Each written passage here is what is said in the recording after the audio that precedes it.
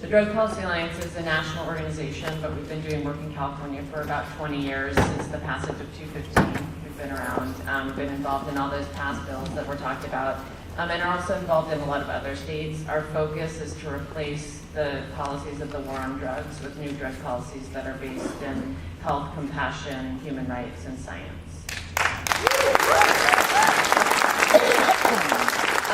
That's led us to work on both medical marijuana and marijuana legalization around the country with medical bills. We were very, very involved in New Mexico, which was the first state that actually decided that it could issue licenses for the production of and distribution of medical marijuana and regulate it. And prior to that, states hadn't done that or conceived of doing that. And then following New Mexico, many states jumped into this arena. California is an interesting contrast to the other states because I've worked in other places where we've passed great medical bills, 300 pages of regulation, and 4 or 5 years later, not a single patient has had access. So there's a flip side to the regulation that it can become a de facto prohibition if you don't have the goodwill of the agency and all the players of the votes at this table in ensuring that once you've decided that you're going to move from prohibition to regulation, that it actually works. The biggest issue for our organization with the legislation last year, which many aspects we supported, and we loved the fact that all the people at this table had come to the table and there was a real commitment to providing a real system for California, was the restriction included in the package that allowed localities to restrict a patient's ability to cultivate for their own use or have a caregiver cultivate for their own use for the non-commercial production of marijuana by a patient. That, I believe, is going to be corrected this year, but we actually weren't on support. We ultimately didn't support the bills because of that issue of access. And for us, I have 3 main things I want to say. That's the only one I think that goes directly to a fix. The other 2 go more to implementation. Are access. One is access to marijuana itself. Because if there's not a place where patients can obtain it, which Californians really across the board, even in all these localities, are banning, they want to be able to obtain it for themselves if they're sick, and they definitely think people who are sick should have the right to obtain it. If there's nowhere for them to grow it or to buy it, then we've accomplished nothing because we're still left with a system where people are going to do it, the environment's going to be damaged, taxes aren't going to be collected, the product's not going to be safe, it's going to be unregulated, and kids are going to have access. So we haven't accomplished any of the goals of what we're trying to do if localities don't come on board and embrace what's happening.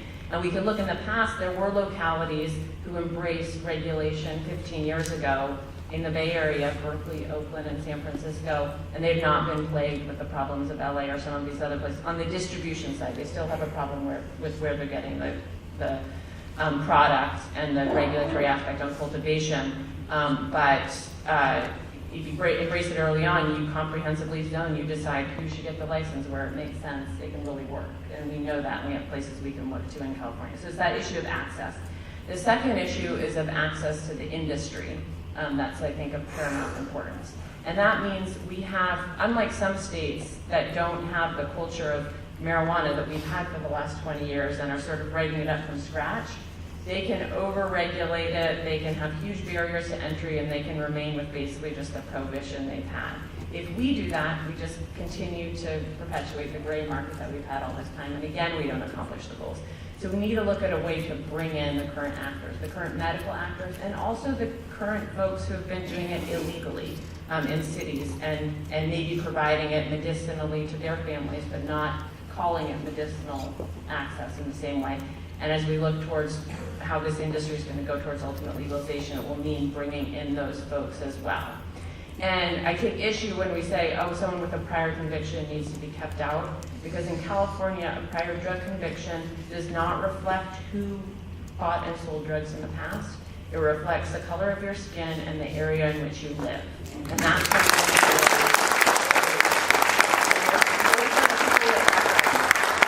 And so maybe once you're in the industry, you don't follow the rules. Once you're under regulation and you've been afforded a license and you damage the environment, yeah, then you should get out. Your license shouldn't be renewed. It should be revoked. You should be fined. But if we really want it to work, we want open doors, allow folks to come in, let us know who they are, regulate them, give an opportunity for licensure, And then at that point, once we have everyone under the umbrella of regulation, we can start weeding out truly bad actors who can't comply. And then the final point I want to make, and that is that, and no one will have heard it here first, but California is going to legalize marijuana in November in 2016. There's a comprehensive initiative on the ballot. It's going to be funded.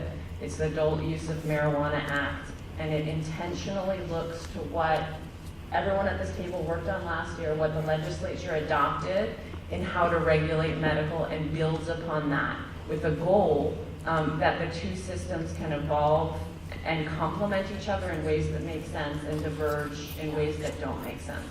And the big struggle we've had in other states, and my organization, myself personally, has been involved in Washington State and Colorado and Oregon, is this issue of what you do with medical in the context of legalization, how you protect truly patients who are truly in need of larger quantities or special products, how you deal with who gets licenses and those pieces. And given that in those states there was a level of regulation of medical for longer, in Washington State there wasn't, but there was no bill like this that went into place before it became legalized, and regulations were rolled out. It was much harder to undo what had been put in place. Now we're putting in place and creating the rules when we know 12 months from now, these same agencies are going to be creating rules for a broader industry, and it's a way, I think, an opportunity for the regulators and the localities to be very intentional about how the two are going to work together. And then the last thing I want to say, because I know you want to move on, and I could spend a long time telling you about all the different pieces of the Adult Use of Marijuana Act, and I'm happy to do that when it comes up later. But is this piece, I find the issue of local control is one that I understand, and I understand it's important in California, and it can also, cause anxiety on the issue of access and whether all these localities are going to ban. I also think it creates a real opportunity to combat what I've heard a few people say, big marijuana folks are going to come in, and who's going to get the licenses. There's a lot of anxiety, I think, across the board about who's going to get the licenses, who's going to make money. There's a local permitting process, and localities, in terms of deciding who should get the licenses, and the regulators in deciding who should get the licenses, should be looking to who's going to bring benefit to their community.